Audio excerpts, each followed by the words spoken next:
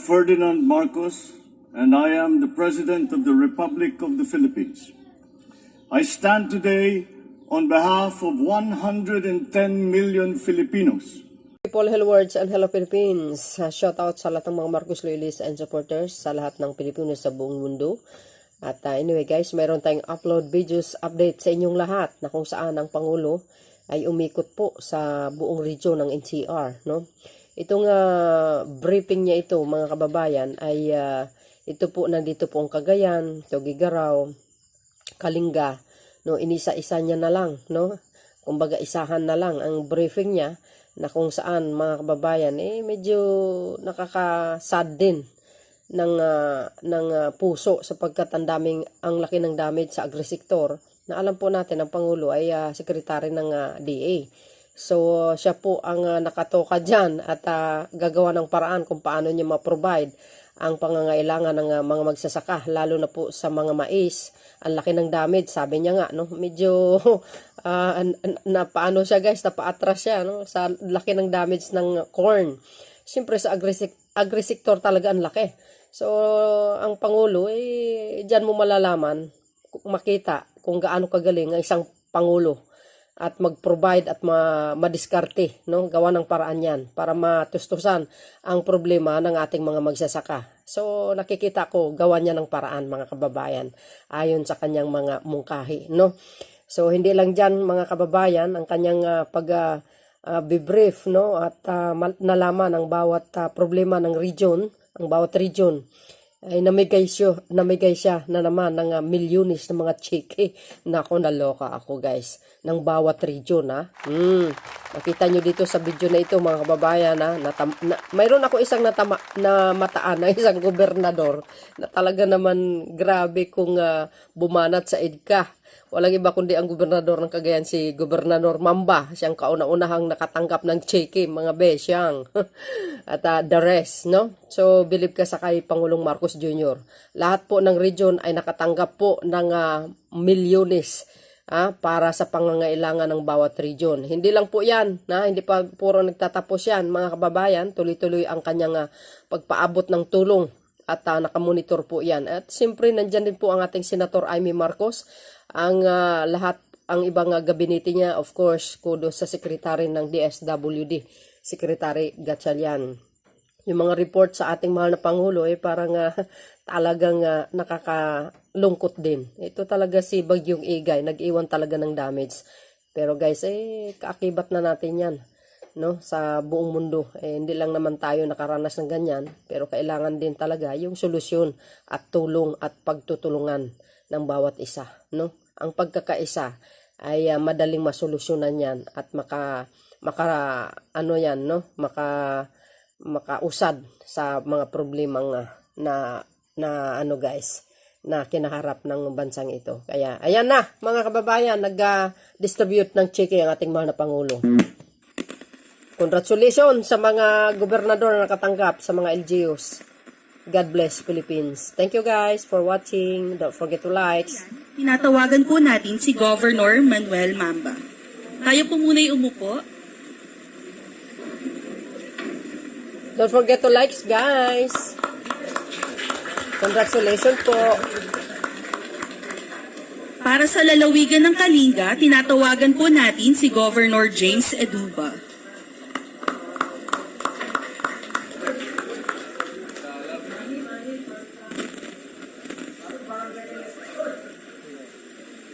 Mamamahagi din po ang Office of the President sa 7 bayan ng Cagayan na lubos na naapektuhan ng Bagyong Egay. Wow. Tinatawagan po natin sina Mayor Brian Dale Chan ng bayan ng Apari,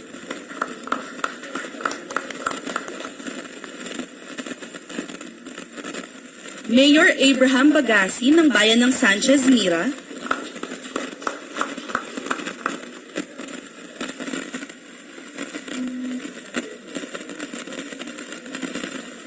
Mayor Nelson Robinyon ng bayan ng Santa Ana. Wow.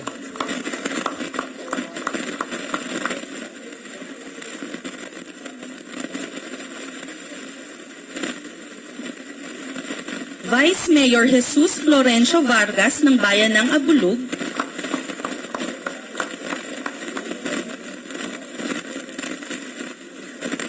Vice Mayor Edmund Escalante ng Bayan ng Calayan,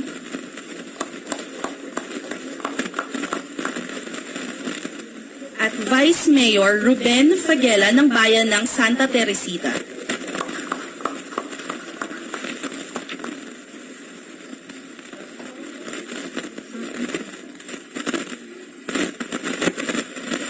Maraming salamat po sa ating Pangulo. Dito na po nagtatapos ang ating programa. Muli po, nais po namin ipaabot ang taos-pusang pasasalamat sa mahal na Pangulo para sa kanyang pagbisita at sa kanyang pamamahagi ng tulong sa ating lalawigan. So, yun guys. Ayan, panoorin natin ang kanyang mungkahi, guys.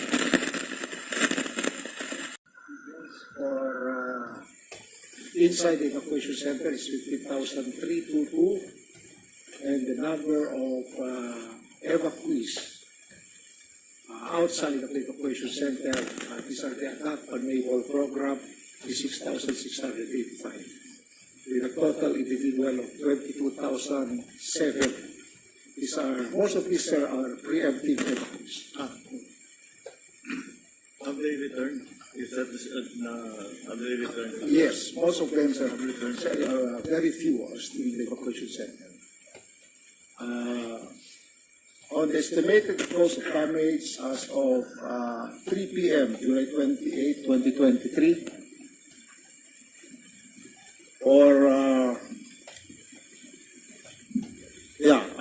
first we have injured, we have 20, no reported casualties at this point in time, sir.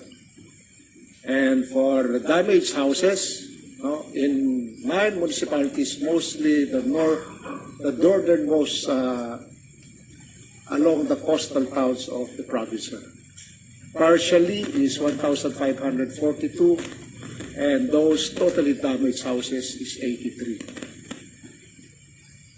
For the estimated cost of damage for rice, 41,713,106.77. For corn, 327,241,698.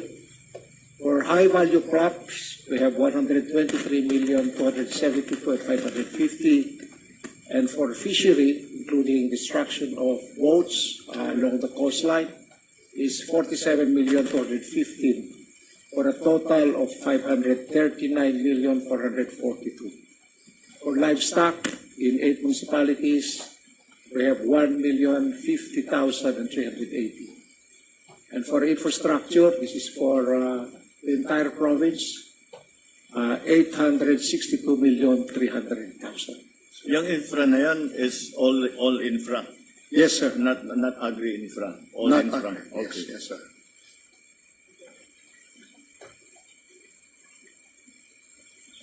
The DPWH, sir, has not reported yet. I'm sorry. The DPWH.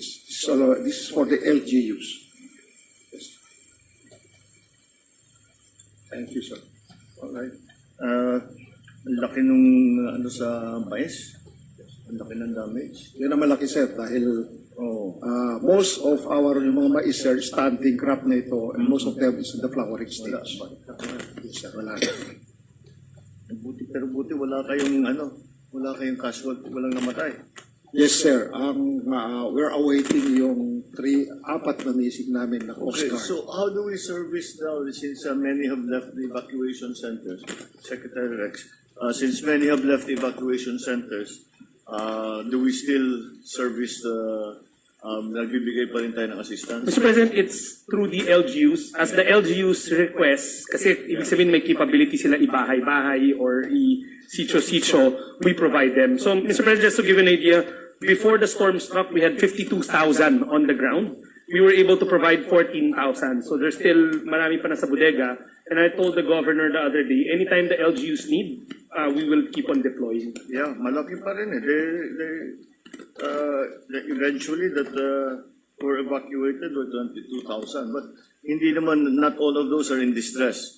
Kasi preemptive evacuation sabi ni Gob.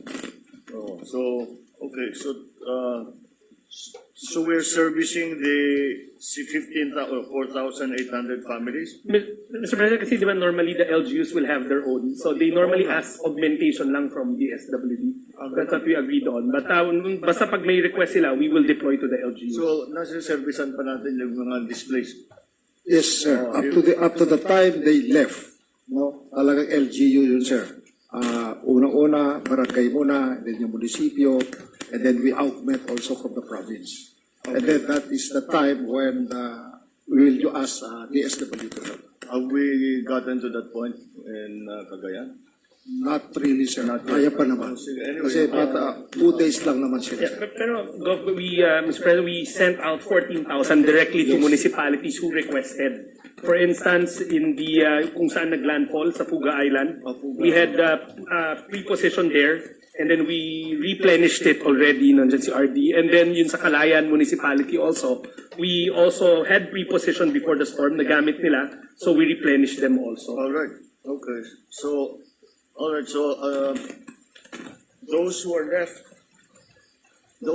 presumably those who are still left in evacuation centers are those who had their homes completely destroyed. Pero yung mga damage na more or less meron nang napunta, nakauwi na, nakapunta sa ibang lugar. Usually, sir, yung mga kahit yung nawalan ng bahay, they have their relatives. But we have to make a list of all of these because we have important. That's yun ang trabaho ng LGU. You have to do that for us. Oo. Kasi you don't have the capability. Available naman lahat ng sa local government. Diba? Yun, mayor naman ito si Secretary Mr. President, we also spoke kay Governor. We're just waiting for the final listing so we can start the financial assistance. Kasi nga, nasa mga bahay na, umuwi na. How will we distribute it? We call them? Normally, Puntahan yes. ng Normally, the LG will give us a list. And then we will set a payout date together with the MSWD in local. You set up a payout center. Yeah. Okay. Meron, where is the OCD RD? Later you will give us the overall kasi itong infrastructure, kailangan natin hati-hati kasi iba-ibang departamento yan eh. Okay, so, all right, thank you, Governor. The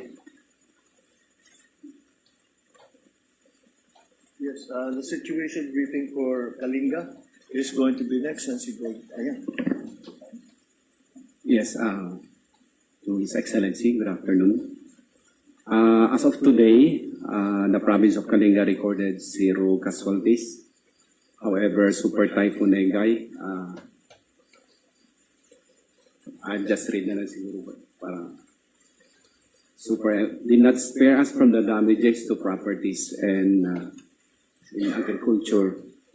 Based on the initial damage assessment, we have the following.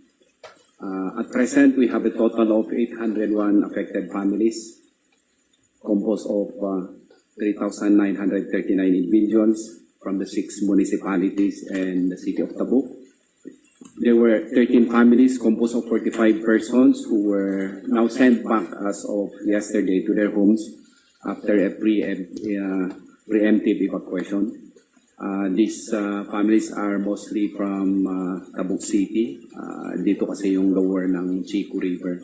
Kaya dito naiipon yung tubig. As to structural damages, we have recorded 3 totally damaged houses in Lugwagan and 104 partially damaged houses from the different municipalities.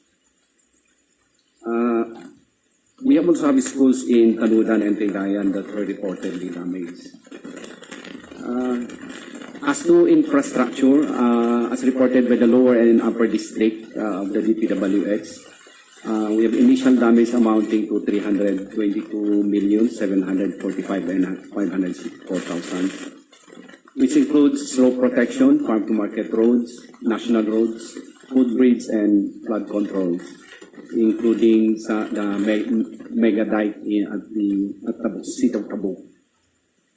As to access, most of the provincial roads are open except those roads connecting to Barangays Balatok, Kulayok, Pasil, Kalinga, and this one connecting Kalinga-Abra Road. As of this morning, tumawag si Mayor na still close pa, and then they are really trying to open because there are some businessmen from Isabela and Tabuk who were trapped na bumili ng baboy sa Abra, so they're still in Balbalasan. That's why they're doing everything para ma-open. The most affected in our province is agriculture. Just like Cagayan, ang reported rise is 27,583,262,000. Mas malaki ang corn. Kasi we have 32,531,376 worth of damaged corn, and 4,465,940 worth of highly valued crops. Of course, this is hindi pa tapos yung so we expect na tataas pa to. As to lifeline, power and communications in Balbalan and Taludan, may mga hindi pa na-restore as of this moment. After we distributed some early preposition goods, we still have 8,400 food packs for distribution and 2,106 non-food items. We have a regional interagency warehouse po kasi sa Tabuk, which we have now, so doon po naipon. So pwede yung mga Apayaw, pwedeng the other nearby provinces po ng Kalinga, they can get from there. And this is being nare-refill po ng DSWD. As of yesterday po, nagpadala po ang PCSO from Tugigaraw, nagpadala sila ng 700 food packs and 10,000 bottled water. And directly from GM, nag-deliver, dumating din kahapon ng umaga from GM Mel Robles po ng food packs din, dumating din kahapon sa Tabuk City. Sa mga health facilities namin, okay naman po, wala namang okay naman ang kasi wala namang in terms of emergency. So okay pa naman yung mga health station, pero naki-standby na po sila yung mga health workers natin. Even our itong cold storage po namin sa mga vaccines, okay naman, hindi still in good naman. Kanina, the members of the PDRMC, we nag-meeting kami kanina before I left here, going here. So we are in blue alert status because we're still getting reports from the different municipalities. And I also warned them that because of this Typhoon Falcon na naman na darating, so naka-blue alert pa rin po ang probinsya ng Kalinga. And of course, Mr. President.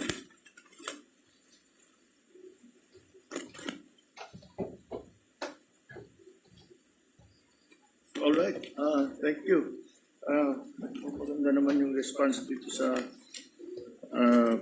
yung sa power. Nakalagay dito is wala pang kuryente, 16 barangays, Tanudan Municipality of Balbalan, and walang signal. Ito malapit na, mag-ayos. Nag-improve na ba yung power? Itong 16 barangays na nabigyan na ng power? Yun yung kulang, wala pa. Wala pa as of now? Okay. So anong coverage ng how much is the power na nawala in terms of percentage? Siguro mga karamihan kasi sa upper municipality, so about mga 40% siguro ang hindi pa naibalik. Hanggang ngayon kasi 30% ang hindi pa naibalik. Yes, because this is for the upper municipalities, karamihan kasi, Mr. President. Yan po yung report ng Department of Energy. Kung kailan na kaya natin okay. As of yesterday pa ito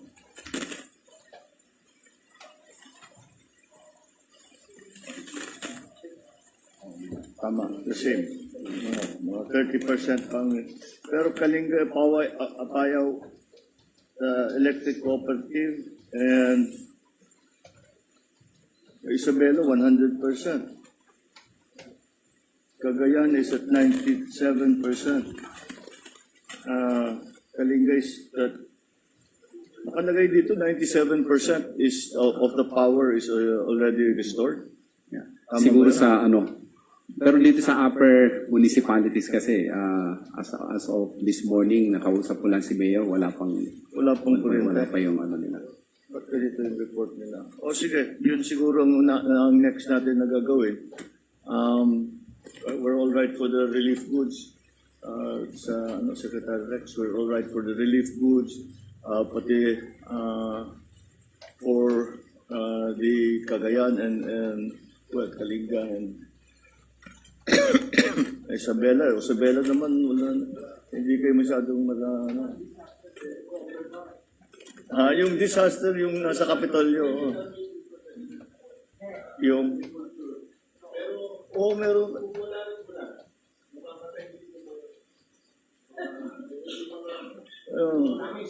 Rock na. Oo nga. Pero sumobra naman. Okay. Malakas masyado yung tubig eh. So sa healthy or okay. Etong flooded pa rin ba ito? In Pinukpuk, in Tabuk, in Kabarwan, Purok to San Juan. Medyo hungo pa noon, Mr. President. May tubig pa, Bumaba na. Oh, sige. Alright.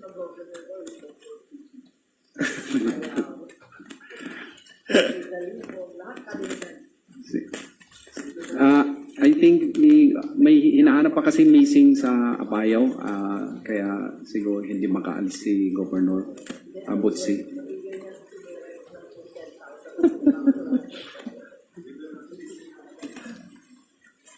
Okay. So, ang pinaka-problema is also the, the power, number one. Mabuti naman at I think for the food packs and we are okay. Ito lang sa sa Infrastructure, agriculture. At saka sa mais. Yes, Mr. President. Malaki-laki ang damage, Pati yung high value crop, 4 million. Yes. Oh, sige. Etong damaged corn, pwede pa bang magtanim? Pwede pa? Pwede ihabol ito? Kala ko mag-harvest na, not yet. Pwede pang mag-replant. O si Binhi, ang ready natin. High value crops pati. Yung high value crops, marami tayo. Mais, hindi gaano eh.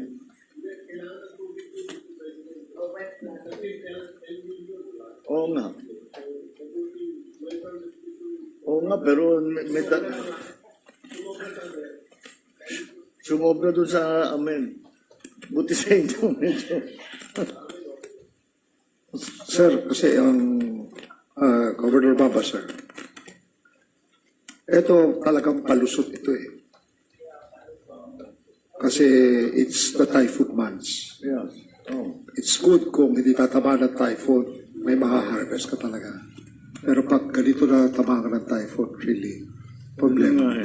That is why, when you plant again, baka most probably by October, November, tatamaan na naman ang typhoon. Palusot pa rin yun, sir. Tamaan tayo na.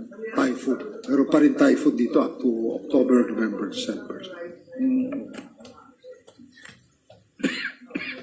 Okay.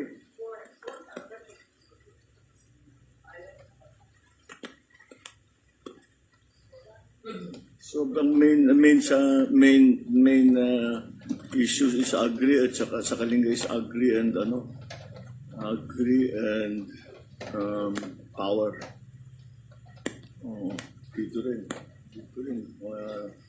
Usually, sir, ang ginagawa, nagbibigay sila ng mga seeds ng vegetables, mga high-value crops. 45 days, ganun. Munggo, ano-ano. Pantawid hirap lang yun, sir. Okay. All right. Okay. So let's get now an overview of the response of the government sa EGAI. RD Rafael of the OCD Region 2 will give us the briefing. His Excellency, good afternoon. On behalf of the Cagayan Valley Regional Disaster Risk Reduction and Management Council, allow me to present the situation update for Typhoon Egay. Super Typhoon Egay affected a total of 28,666 families composed of 95,618 individuals in the provinces of Batanes, Cagayan, Isabela, Nueva Vizcaya, and Quirino. We have preemptively evacuated a total of 198 families consisting of 752 individuals in the provinces of Cagayan and Isabela. 8,414 families were catered in 307 evacuation centers, and as of reporting time, all evacuees already have returned to their respective residences, except for one family composed of 4 individuals currently staying with their relatives in the province of Quirino. And due to the preparedness measures conducted by these regional and local DRRM councils, there were no dead or injured reported. However, there are 11 individuals who are reported missing in the coastal waters of Apari, Cagayan. These individuals consist of 4 personnel from the Philippine Coast Guard who were supposed to rescue 7 crew members of a tugboat, sir. Oh, that's yung... Oh, sige, nireport sa akin ni Admiral Abu yan eh. Yes, sir. The boat used by the Philippine Coast Guard personnel was allegedly capsized, and based on the narrative of the crew of the tugboat, and the Coast Guard Cagayan Station was still able to contact one of the PC Coast Guard personnel aboard the capsized boat, but at about 11:44 p.m. of said date, they lost contact with the personnel on the capsized boat, and also lost contact with the tugboat at about 10:45 a.m. of July 27. And on said day, sir, rescue teams were immediately deployed to conduct search and rescue operations, and coordination were made to request for the air assets as well as CVSL 12 in the search and rescue operations. For the SNR. Yes, sir. This morning, sir, we had a breakthrough as of 8 a.m. today. Our Ardena team deployed in Camiguin, Calayan area, passed by Camiguin Island, and that the 7 crew members of the tugboat were found safe in Camiguin Island. Oh. So we are now monitoring them, sir. Okay.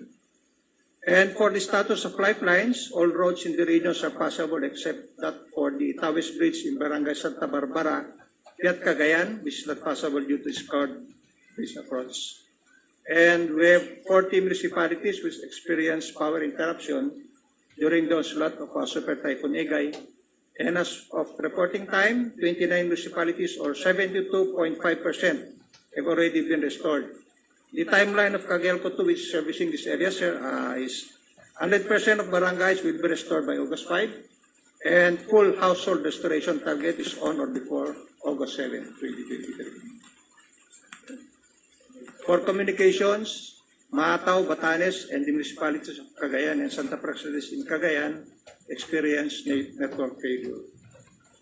All seaports and airports in the region are operational, though there were flights that were cancelled during the onslaught of Super Typhoon Egay.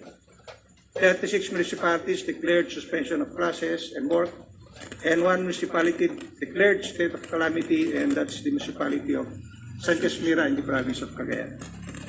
For damaged houses, a total of 7,503 damaged houses were reported in the provinces of Cagayan, Isabela, Quirino, and Nueva Vizcaya.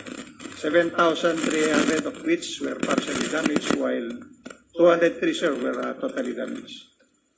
And a total of 154 classrooms was reported by DepEd to have incurred damages. And we are assessing, sir, the cause of these damages. On damage to infrastructure, including roads, bridges, and flood control projects, a total of 183,173,826.36 pesos were initially reported by DPWH as cause of damages, with the biggest damage reported in the province of Cagayan.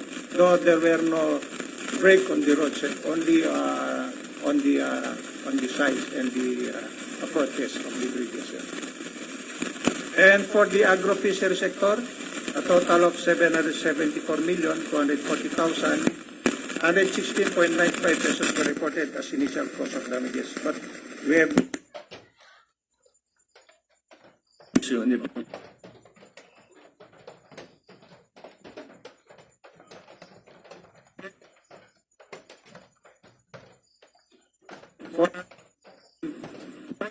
$54 pesos were provided to those affected by Super Typhoon Egay.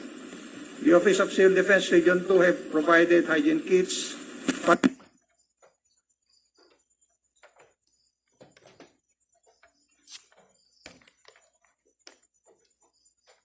support in how to use non-food items in the region.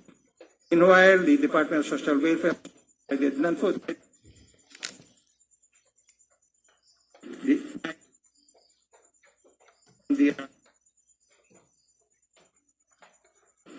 For the succeeding slides, shown are the various documentation for the activities conducted in the region in relation to Super Typhoon Igay. Continuous monitoring on the effects of Super Typhoon was also conducted by the different local DRM councils in the region. Hauling of food items, non-food items, and hygiene kits were conducted as part of our response operations. The provincial government of Isabela would like to thank them, sir, for deploying their water purifying equipment in the downstream areas of Cagayan.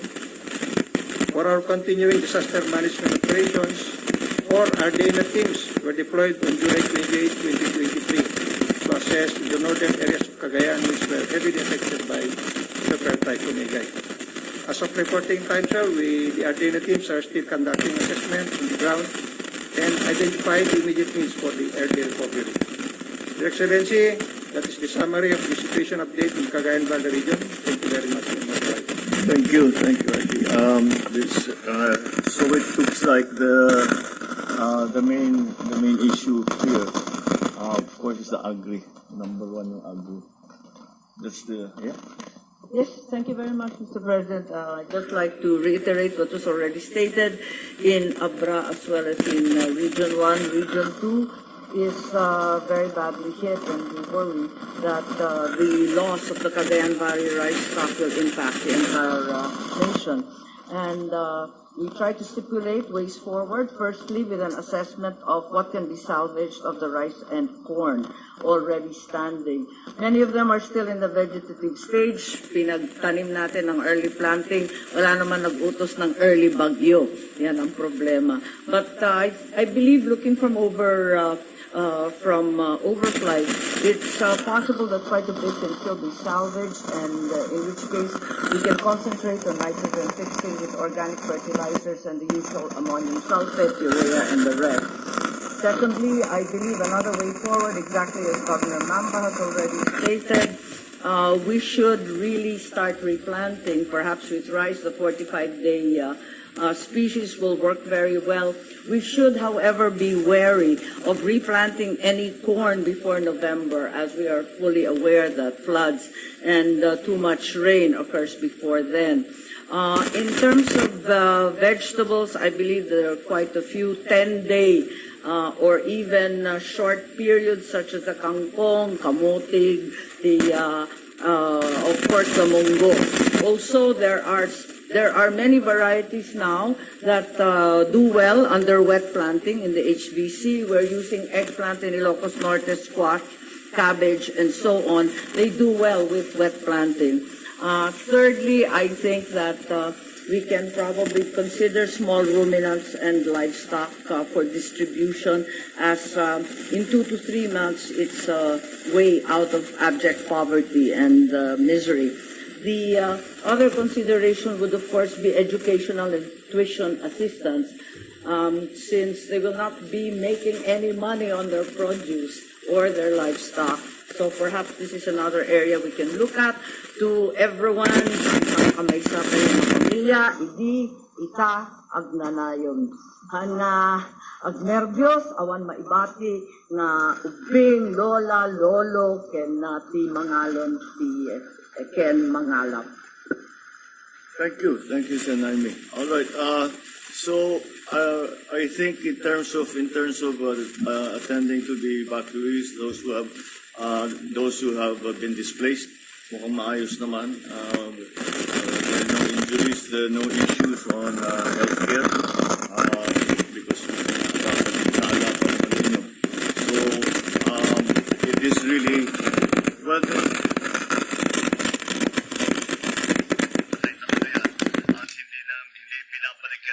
Inspection ng mga linya. So, they'll just have to do it. Kasi pag hindi nila na-inspection at magkamali sila, may short, pag-on nila sira yung buong sistema. At kailangan maingat tayo. So that's the only thing that I think we have to be really waiting for. We will sa DA naman, yun ang inaalala ko ngayon because ang taas ang laki ng damage sa mais at saka sa palay. Yung high value crops, mas madali makarecover yan. Dahil yung cycle niyan, almost it's just 45 days. It's, medyo meron ng pwedeng harvest. So we will also provide for high value crops. But the amounts of seedlings, that's why I need to get as DA, I need to get the proper reports.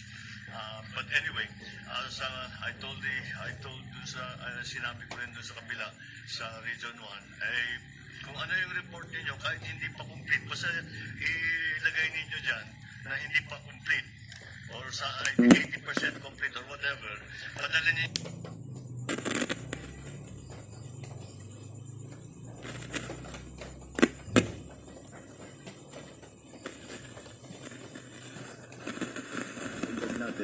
So that's what we will do sa agri recovery. Hirap nito because yung palay iniisip ko na yung supply natin pag nag-El Nino talaga. Mag-import na naman. Mr. President. Mr. President, gaano kahaba ba itong El Nino na iniisip nyo? Kasi biglaan na lang itong ulan eh. So, La Nina ba ito o El Nino na yung... Wala bang DOST dito? Para malaman natin kung gaano kahaba yung ulan na mangyayari para...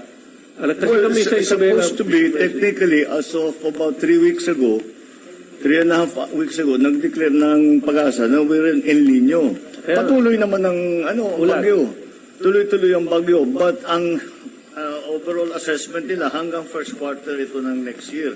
Kaya problematic ito eh. Kasi kailangan mag-ipon na tayo na maparami natin ang ani natin sa palay at saka sa lahat ng agricultural products. Kasi pag pumasok talaga yung tunay na talagang El Nino, delikado tayo. Delikadong supply natin. Yung El Nino tagtuyot, di ba, Mr. President? Mr. President, kasi kami sa Isabela, ang report sa amin ng mga mayor kahapon, kulang pa kami ng tubig, lalo na yung sa Magat Dam. Sa Southern Isabela, kulang kami. Hindi pa nag-normal eh. So, kung kulang kami ng tubig, Mr. President, ibig sabihin, maapektuhan yung palay namin doon. Kaya yung monsoon rains na inaasahan natin, kasi dati ang tawag monsoon rains, di ba? Kung darating yung monsoon rains, Mr. President, yun ang kailangan namin para alam namin kung ano itatanim namin. Wet ba ang itatanim namin or tagtuyot? Kasi itong nangyari, Mr. President, 1 minute lang. Kung walang ulan din, kasi yung mga palay, yung mga mais, nagmulaklak na eh. Kaya kailangan nila ng ulan eh. So ang masama lang, sinabayan ng hangin. Kung ulan lang sana, okay lang. Pero nung sumabay yung hangin, dumapa. So nung dumapa, doon nagkaroon ng damage kasi highland yan eh.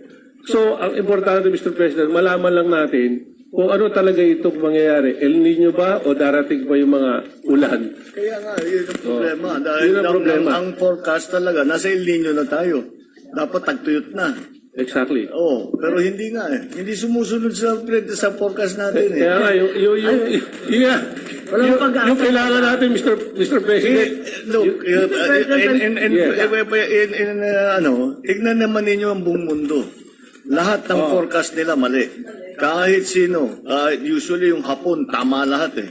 This time, hindi nila nakuha. Itong egay, hindi ganun dapat it wasn't supposed to be this strong. Yan ang bagong feature ng mga bagyo. Yung Odette, ganyan din. 24 hours, LPA pa lang yun eh. 24 hours later, nasa 4 na tayo, signal number 4. After that, nag-5 na. Within 36 hours. Ang bilis mag-develop. Ito ganun din. Dapat ito dapat halos hindi tatama sa atin eh. It was supposed to go above, it was supposed to, at least yung eye, dapat hindi mag-landfall. Hindi naman nag-landfall, pero tinamaan pa rin fugang unang tinamaan. And then the rest of region 1, region 2, kagaya ng nauna, tapos region 1. So, that's everybody's problem. Hindi natin, yung nagwawala ang weather talaga. Kahit saan ka pumunta. Nakita mo sa Europe, yung mga matatanda, ang dami nang namatay dahil sa init. Sa Greece, di ba, tagkalisan yung turista dahil sa sunog. Baka kailanganin natin yung mga weather balloon ng China. Ma'am. Hindi, biro lang. Mr. President, yeah, Ang baliw. I'm trying to look for a bright side to all of this. Since we are anticipating more typhoons, I think a minimum of 8 typhoons are forthcoming, including the Falcon, which is so nearby. Perhaps one thing that we can start doing is to start rehabilitating all our dams, or even the smaller ones, the SWIFT, the SFR, and any other cisterns, collection pond areas that we already have, and use this for the El Nino, which is really until next year. At least may mag-rain harvest na po tayo, na kahit pa paano, may tubig, kahit pa konti-konti, it could possibly tide us over this period. Yun nga, may batas tayo na kada barangay dapat may pond, hindi po ba? Pero hindi naman nagagawa. Yung mga sweep natin, mga sira-sira, pati yung mga dam. Pero siguro, maglinis na po tayo, mag-ayos, tapos magtanim ng bayog at kung ano-ano sa gilid para lang maibsan itong El Nino. Habang may tubig, layos. E di yung layos, e di ipunin na muna natin hanggat kaya. Yeah, but ang laking nito sa atin. Yung the value that 327 million plus ang damage sa corn, 41 million plus ang damage sa palay. Yung high valued crops, hindi ako masyadong worried dyan dahil madaling ang makamawi. So we can provide binhi. Yeah, so we can. I think that but I'm thinking in terms not only of Region 2 or Region 1, I'm thinking about the national supply for rice. Because ini-import lahat ng Indonesia, nagsara ang Vietnam, maghahanap na naman tayo ng bagong India, nagsara. Pero I think I can make a deal with India. Baka meron tayong mapakiusapan doon. But we have to start importing already. Vietnam says they put na ilabas na raw nila lahat ng kanilang ilalabas. So Thailand pwede pa. Pero everybody's preparing for El Nino. Lahat ng Southeast Asia, sabay-sabay ng bibilihan. Kaya ninenervyos ako, tataas na naman ang presyo kahit na mag-import tayo. So that's the problem that I see on the world. We can provide binhi. Pwede magbigay ng binhi sa palay, sa mais, sa high value crops. Yung fisheries kailangan i-repair yan. Wala tayong ibang magagawa dyan. Okay. Rice, there are significant flood-resistant varieties, but they need to propagate a great deal more. Our seed farms are producing the regular varieties all the time. Ayan, pag-asa. Oo. Reportin natin pag-asa. Halika dito. Sige nga, ano bang best forecast? Magandang hapon po, Mr. President. As per the query of Governor Albano earlier, that usually po ang El Nino po natin naglalast yan ng 9 to 12 months. At based po sa initial assessment ng pag-asa in the start of July and August, that portions of Northern Luzon will experience above normal rainfall condition. Ibig sabihin po nun, ito po yung precursor na usually nangyayari kapag may El Nino event. Meron po tayong inaasahang sobra-sobrang ulan. In the coming months, may deficit naman po tayo. Dito po sa may part po ng Region 2, inaasahan bababa yung mga pag-uulan. Mag-start po yan ng September. And totally mababa po yung inaasahan po namin for October and November and December. So as of now po, itong nangyari sa pag-uulan natin for the previous EGAY, this is somehow an extreme event that causes so much rain but not equally distributed to the entire region. Only portions of Batanes, Babuyan Islands, and Northern Cagayan. Looking at sa report po ng Isabela, may pag-uulan po tayo, but in reference to its normal rainfall during the month of July, mababa po sa governor. So somehow, nakikita natin na yung Egay, compact po yung ulan nandito po sa may side or nasa Northern Cagayan area. And the flooding situation of the Ilocos provinces was caused by the combination of Egay and the southwest monsoon. So yung ating pong nakikita for now, Mr. President, yung pagkakaroon ng epekto ng El Nino kahit na-declared po sa Pilipinas for the months of July and August, the province of Cagayan will continue to have normal condition except for the past event of extreme above normal rainfall condition po.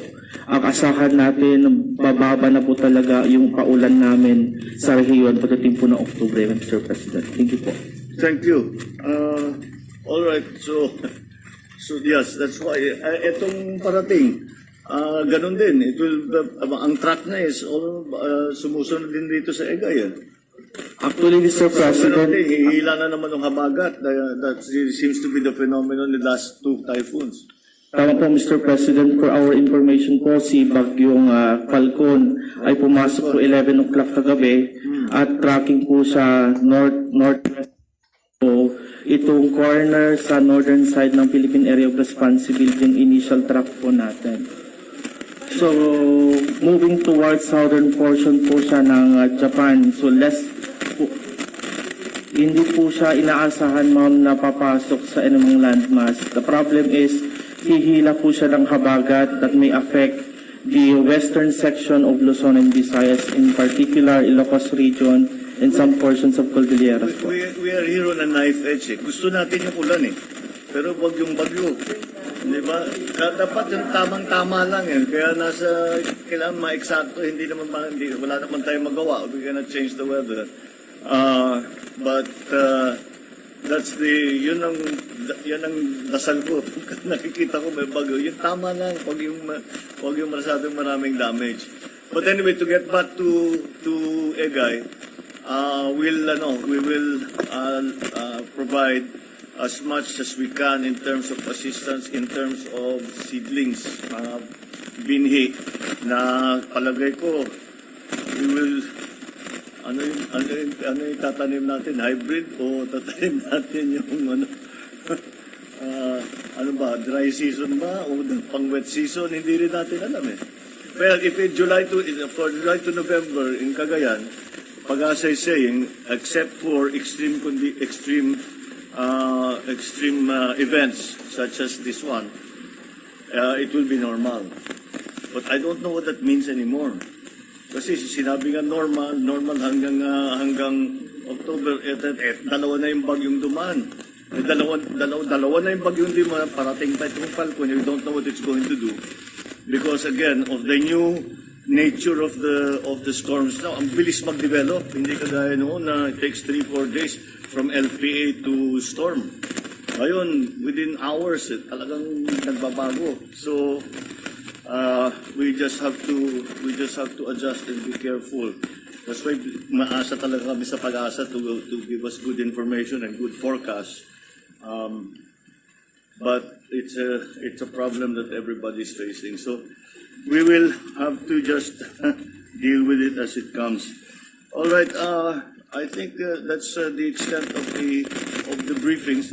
Are there any other issues that anybody would like to raise? The governors that are here, ang ating mga LGU, or other agencies that need assistance. All right. Thank you all very much. Magandang hapon sa inyo. Thank you. Maraming salamat po, mahal na Pangulo.